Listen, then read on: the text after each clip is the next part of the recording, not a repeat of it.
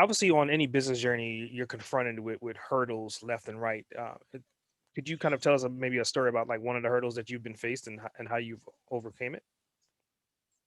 Um, I would say the biggest hurdle, like I said, was myself.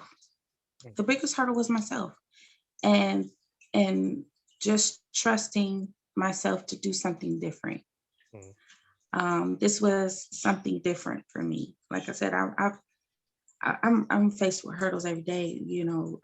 Just recently I had a performance. I just joined an actual new band here. They're called Original Point of View, and they're a wedding band.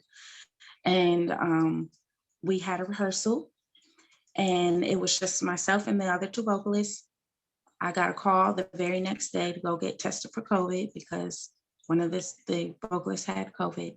mm, Um, and I said, okay, I'm going to get tested. Got tested, didn't have it. But the other vocalists, so both the other vocalists had COVID. I'm new to the band. Don't know all their songs. They don't know all the songs I know. So I was like, okay, this is going to be interesting. How long do we have to sing up there? We're doing almost an hour and a half, 2 hour sets, wedding. You got to keep it going. I said, I know a lot of songs, but I don't know that many songs to carry this wedding.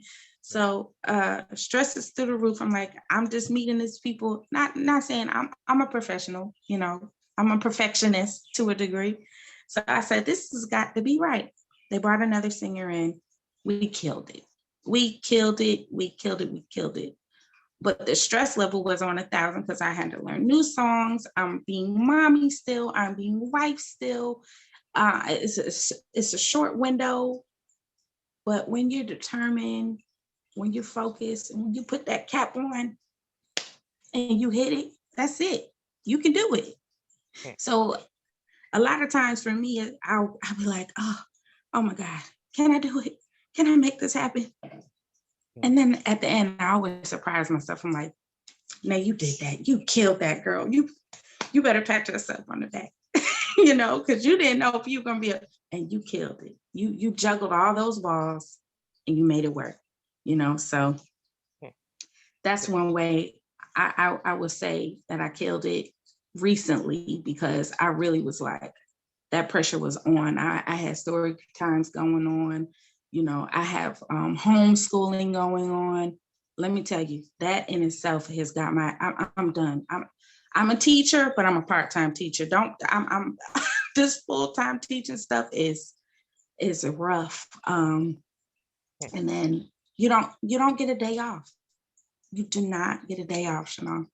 You do not, being a home housewife or whatever you want to call homemaker, whatever people want to call it, you don't get a day off. Okay. It never stops.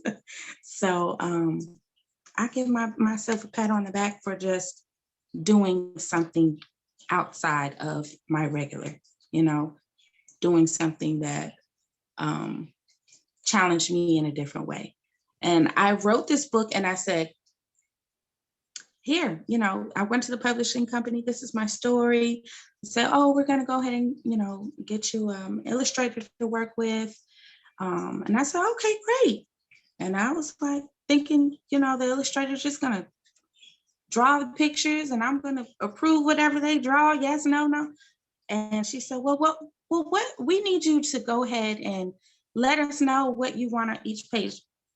My mind was like, huh? Like, what do you mean? I have to creatively come up with what I want visually on each page? I wasn't prepared for that because I'm thinking, hey, I wrote the story, Mm. My part is done. But in children's book writing, you actually have to create visually what you want on each page. So that is something that I had to come up with. And honestly, I'm ecstatic with the way it turned out, honestly. The cover itself actually was funny because I did not know what I kind of held off.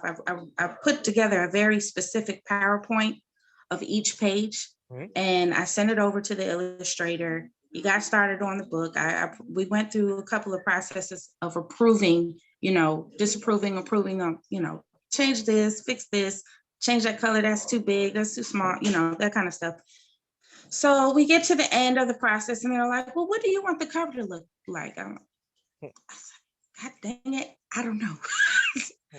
I said, I don't know. I gave them a deadline. I said, well, I'll have something by this date. Chanel, the date came and I was like, I don't have nothing. I don't have anything. I don't know right now. And there was another band that I was singing in at that time. And I had a rehearsal that night. I had to take the kids with me, which I normally do, have to take the kids with me. So I had the kids with me. And I brought coloring pencils and paper for my son to play with. Of course, he wanted my phone. He wasn't worried about no coloring pencils and stuff like that. So we get there.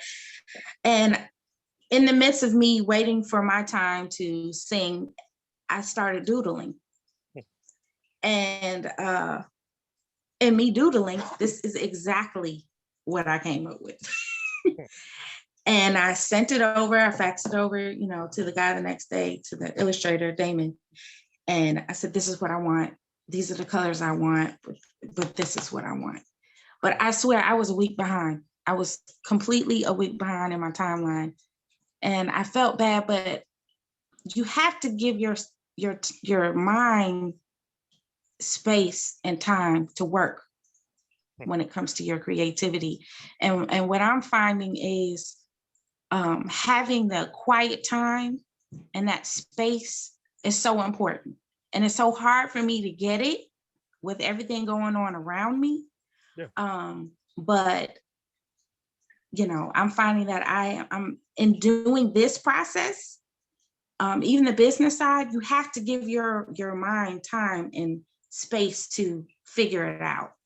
So that has been my biggest challenge through this process is getting that. So I've been challenging myself more to push myself to, wake up 5 a.m, get up, get my workout in then. And I know people do that and they're like, yeah, that's nothing. But for me, it was something big when I'm up till 11, 12 o'clock, finishing my day, of dealing with kids, catching up on things that I need to catch up on, cooking and cleaning, supporting my husband, going to run here to do this, singing in the band, learning lyrics. There's a lot going on, so, and everybody expects you to hold it together with no days off. So